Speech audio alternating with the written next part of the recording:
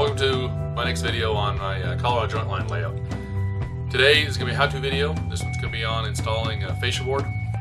Previously I'd installed fascia board around the Palmer Lake area and hadn't done it yet on the rest of my layout, so I was going to go ahead and do that today and make a short little video here on how to install it. I think fascia board really helps the overall look of the layout. It's very easy to install, it doesn't take a lot of time, and it doesn't cost that much. So I recommend you go ahead and install one relatively early on in your layout construction, layout building timeline.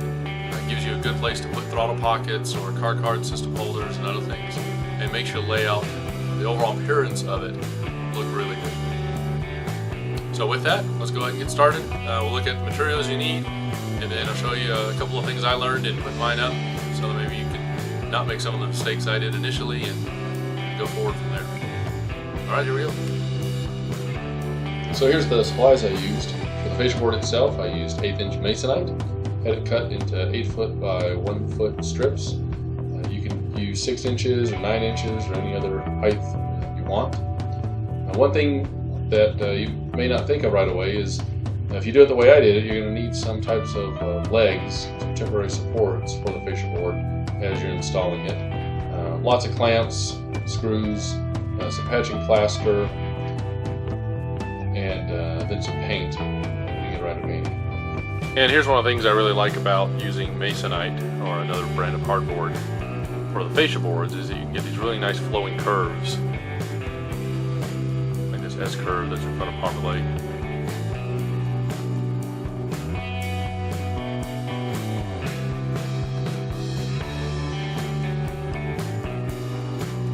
Okay, so here's one problem you may encounter. If you make your fascia boards a foot deep like I did, then when you're first coming in to clamp these in place, it's pretty simple to clamp your fascia board to your bench work, and there you're good. But when you're butting it up against an existing fascia board, now you don't have any place for your clamp. And if you try and clamp it from underneath, unless you buy a specialty clamp, it's not going to be long enough to reach all the way up to your bench work coming in from underneath. So that's where those extra legs that I showed you come in. Because you take the extra leg, put your fascia board in place, and this leg in place, and you clamp the fascia board to the leg. And you line it up, get it exactly where you want it, make the adjustments as necessary, and then that'll hold right there for you. And so that's how you can clamp your fascia board in place, even if your clamps aren't quite long enough to reach up to the benchmark. Okay, so here's the test fitting of the curved fascia board on the interior of my layout. You can see here, a nice good curve. And on this one I sort of jumped ahead because I wanted to do this as one single sheet of masonite and not have to put a seam in the middle of this curve. So you can see if you look back towards where the Larkspur Bridge is going to be, that piece of fascia board ends there, and I don't have a full length before this one starts, but that's okay, because then when I cut that piece it's just nice and straight, it's easy to measure, easy to cut and fill in, but I didn't want to have to do that on this piece. And so I did this as one single sheet. Alright, so now what's left is unclamp one side of it, put in the glue and in the screws, and then work our way around. Alright, before you unclamp this, make sure you mark where you're going to need the glue and where the fascia board actually is, so you know where to put it in place when you're done. This is probably the trickiest piece of fascia board I've got.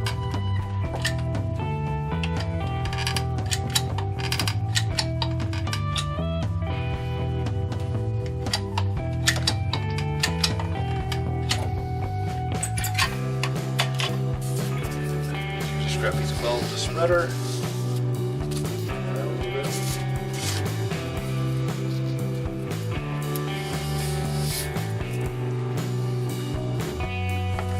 place.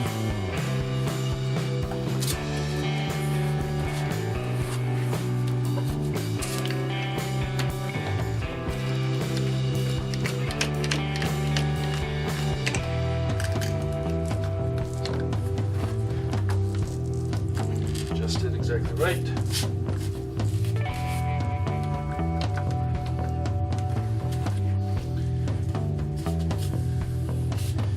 And I go ahead and put screws in as well. And because I'm going to move this layout in a couple of years, I'm not bothering countersinking the screws.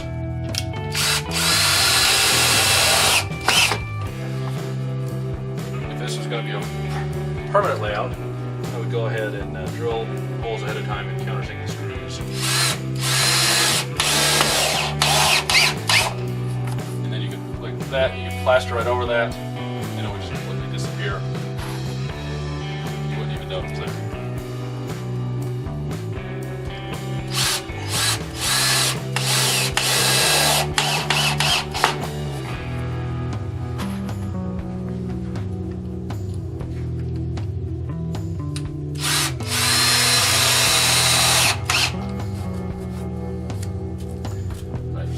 First piece.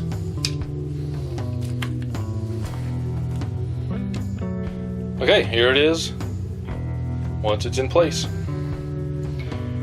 Now I have to come back and cut some foam to fill in the curves.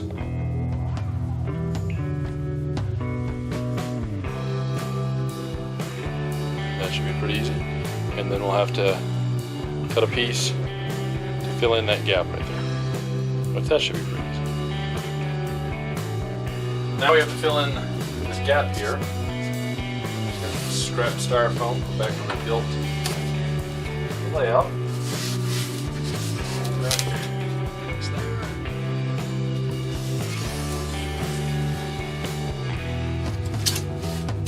Alright, I'm going to go cut that out.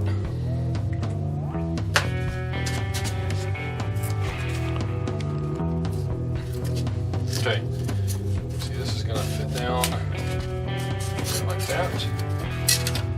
So we'll do that.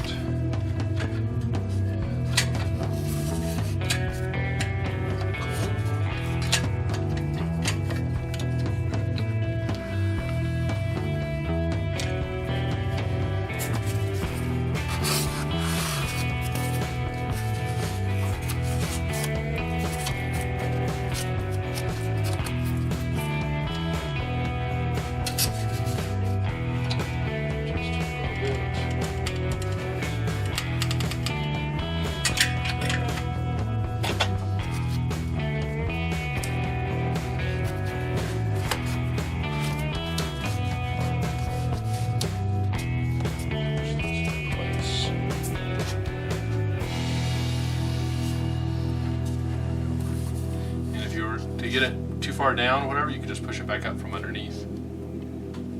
Line it up.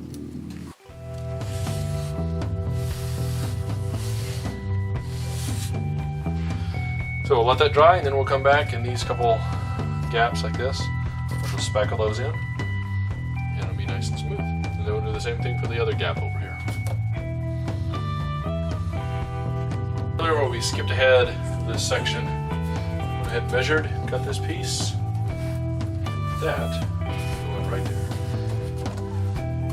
See, that's pretty easy. That's much easier than having one of your fascia board panels end in the middle of a curve and you're trying to piece it together on the curve. So you can, for plan ahead, this is easy to do. So here's one thing to think about when you're designing your layout. If you want to have rounded corners, you can't have your wooden benchwork extend all the way out to the edge of that corner. You want to actually be able to cut into it some. And so what I did on this corner, and the other ones I wanted rounded, is I actually had my benchwork stop about 1 foot prior to the corner, and there's actually sort of a 1 foot square notch on the underside. So if you look under here, you can see how that's sort of notched out. And I've got my black skirt cloth going underneath. So what you do is we'll around the fascia board underneath, figure out where that curve is going to be, and then cut this foam off to match the curve. Okay, so to sort of float this fascia board underneath the corner here to find out what the curve should be, go ahead and clamp it to your bench work and figure out the curve you want, but you have to clamp it underneath the bench work. It goes along, so that will clamp about like that.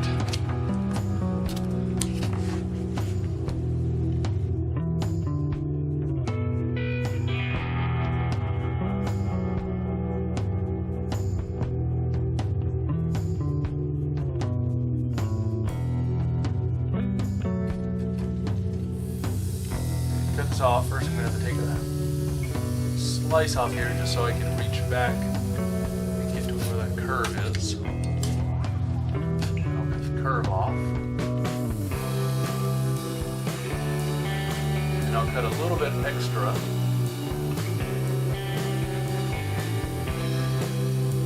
Off because I can fill that in afterwards.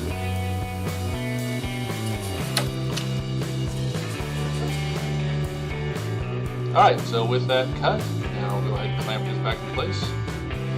Test fit to make sure it looks good. We'll clamp the other side there, and then we can glue it and screw it in place.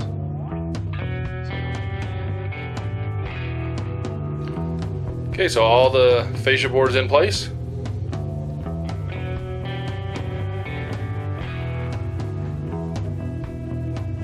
Just have to go through, fill in all the gaps and holes.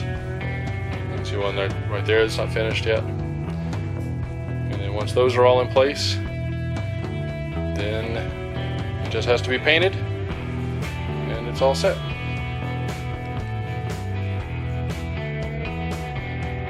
Okay, I went ahead and let the fascia board glue and all the plaster dry overnight. And now I'm going to go ahead and paint the fascia board.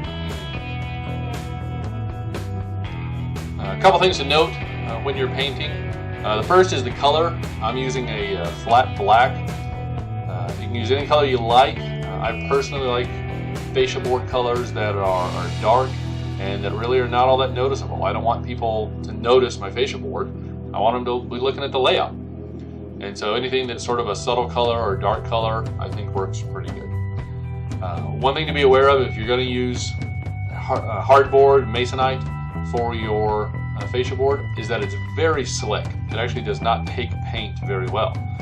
So if you're, when you're painting it, you need to use a paint that has a primer in it, or plan on putting on a lot of very thin coats, because the paint will just sit right on top of that fascia board surface and really slides around with your brush or roller going over it. So we'll just finish painting this and move on, and then I'll show you what it looks like.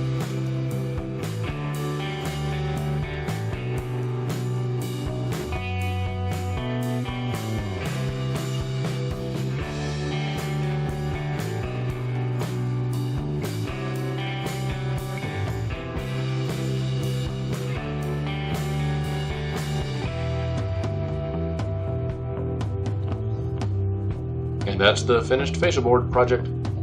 Hope you guys enjoyed it. I like how it looks. I like the black 1-foot fascia board with the black skirt underneath it.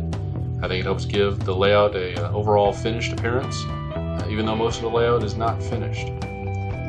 So if you haven't installed a fascia board yet, I'd go ahead and encourage you to take the time and go ahead and do it now, rather than waiting till most of the rest of your layout is finished.